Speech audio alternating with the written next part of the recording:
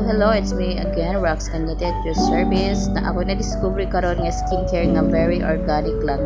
So mo ni atong ipahid karon kaning ato ang organic nga skincare para sa tong nga matanggal ang ato ang mga tagiktik sa atong mga nawong, labi na kaning mga blackheads o whiteheads. A very effective nails and hamis gid mo nang pagkahuman ani. So let's go from this.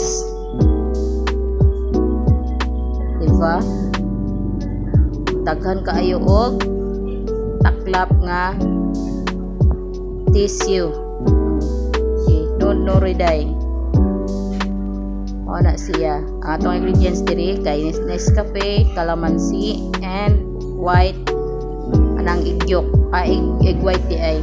So i-mix na nimo tanan so mura na imong ibagnon sa imong nawong. O diba?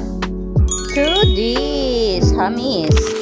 So what's up di mga inahan no? So natay na discover nga kana laging organic nga skincare. So diri nang ta kay mahal-mahal magyuding skincare tano. So diri nang ta sa brato-bratohon pero organic siya ug makagwapa gid ni siya. Pag fermentation ra gid mo consistency is taki gid ni siya gyud. So sa mga para kay balo din ha, pwede jud taan ni tanan maggamit kay organic ra gid siya. So ang mga ingredients diha, coffee, calamansi, and egg white. Mao ra na siya. Ibagnod-bagnod ra na siya nimo, butangan haklapan na siya nimo og tissue. Lagi tissue lagi. Na din pagkahuman, man magbagnod-bagnod ana. Butangan na po na siya nimo, i-double layer nimo siya kanang ma-feel nimo nga pwede na gyud siyang pagkabasa sa imong nawong. Kay para mo pagkaugma ihulom nimo na siya 24 hours kay pagkaugma ora na nagbira imong nawong sa kagahi kay suyupon to niya or tanggalon to niya ang imong mga whiteheads o blackheads sa imong nawong na mga tagiktik o diba ana na siya dali ra gyud kaayo man ang proseso ani kay nindot pud siya diba tan-awa sa resulta sa nawong.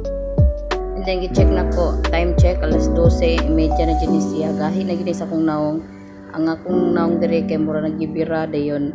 Lisod na kag ngangas mong bapa og istorya kay gahi na siya mura gisuyo pa imong nawong. Pero wala man kay ma-feel nga kuan lain. Diba?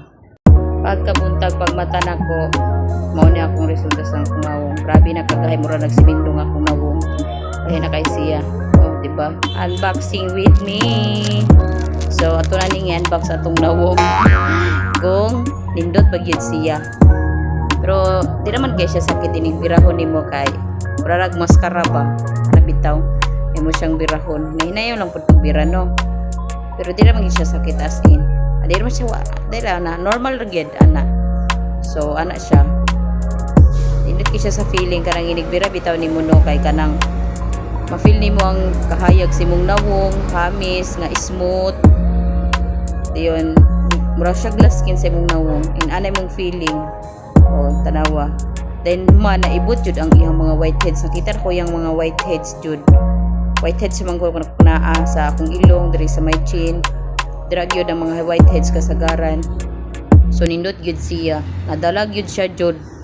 So, pwede na siya everyday ni mo gamiton. Kung gusto ka, dali mo walay mga whiteheads o blackheads. Nindot gyud siya, mga inahan. So, you see that? Oh. Hamis ang babaeng ito. Oh, 'di ba? Kala mo parang blooming ka. Kala mo hindi nagpupuyat. Pero tanggalan sa nato ng mga ano to diha muta kay daghang muta mo kay pagmata nako man oh. Ang kwenta ko is 9:45. Ang muta daghan pa kaayo. Oh, so 'di ba? Okay kayo. Tan-awa ra gud.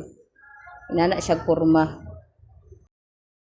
So kamo mga inahan diha, himo na pud mo para daghan na ta mo gwapa. Yan lang.